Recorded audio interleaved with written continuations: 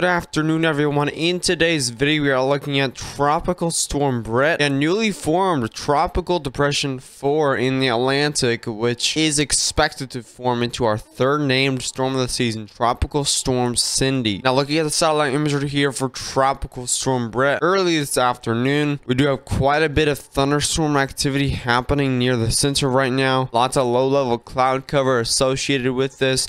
This will be approaching the Lesser Antilles later tonight, bringing big amounts of rainfall, some winds as well. So definitely quite a bit of tropical storm force winds with this. We even have some hurricane watches out for portions of the Lesser Antilles Islands because of some near hurricane force winds that are expected near the center of Bret. Now here's Tropical Depression 4. As you can see here, we definitely very clearly see that circulation right in there.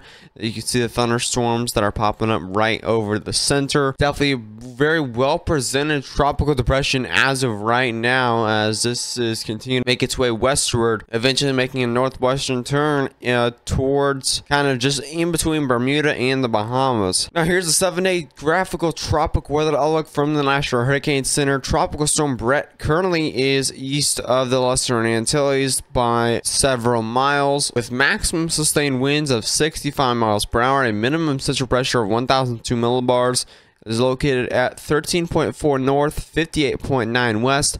Movement is west at 12 knots or 14 miles per hour. Tropical Depression 4 currently has maximum sustained winds of 35 miles per hour, a minimum central pressure of 1007 millibars, located at 11.3 north, 42.9 west, and movement is west-northwest at 15 miles per hour. Looking at the latest forecast calling for Tropical Storm Bret, we do have a lot of tropical storm warnings out right now, and also some hurricane watches out for portions of the Lesser Antilles Islands for potential for hurricane force wind gusts within the center of this storm. This is expected to stay a tropical storm throughout the remainder of its lifetime before it does enter quite a bit of shear that's protecting Central America, Jamaica, Cuba, and the Gulf of Mexico. Here's the most likely arrival time for tropical storm force winds. The Lesser Antilles is seeing the arrival of tropical storm force winds between now and Thursday of 8 p.m. By Friday of 8 a.m., Puerto Rico could definitely see quite a gusty Friday, as the edge of the storm will be just skimming Puerto Rico. It's quite a small storm, so it won't be impacting much as it just goes in between South America and portions of the Caribbean. As you can see, by Saturday at 8 a.m., it will be reaching that wind shear,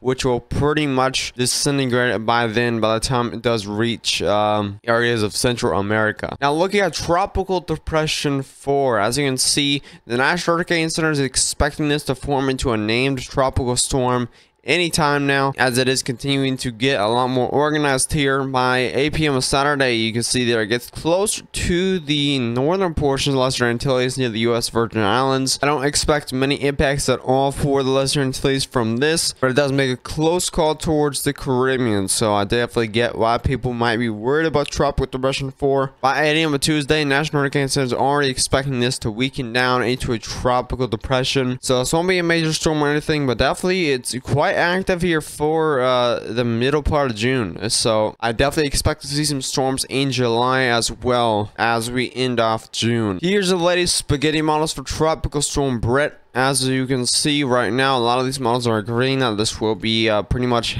continuing to head westward into Central America.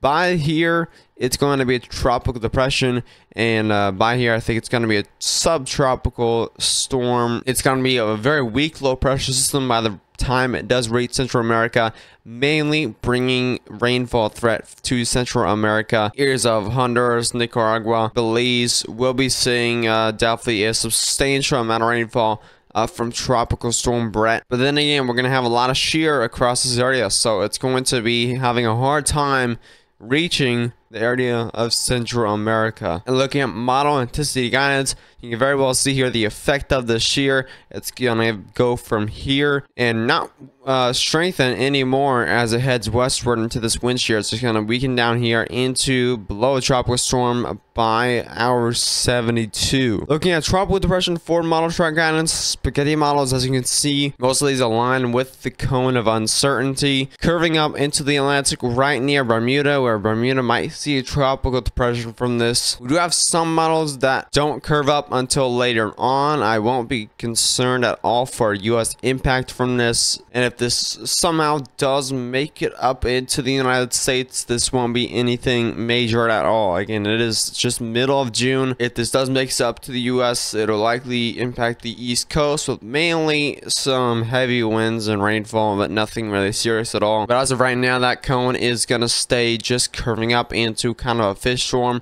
maybe impacting Bermuda. And here's tropical depression form model intensity guidance. From here, you can see here, it does strengthen into a mid-tropical storm here. Kind of staying as a tropical storm for quite a while until weakening in the next 4 to 5 days or so. Looking at the latest wind shear values, and as you are looking at right now, looking at the latest wind shear values, and as you can see, tropical storm Bret is right down here.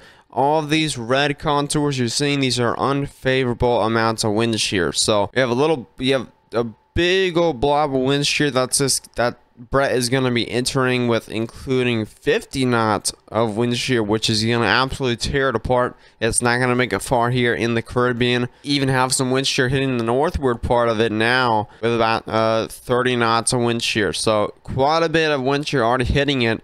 And it's going to continue to weaken down as it heads into this big old blob of wind shear, which tropical cyclones do not like at all. As tropical depression 4 does head northwestward, it is also going to have some problems with shear as well. So overall, both these storms are going to have a difficult time strengthening. Maybe tropical depression 4 might have a chance at getting through the wind shear, as you have a little split here.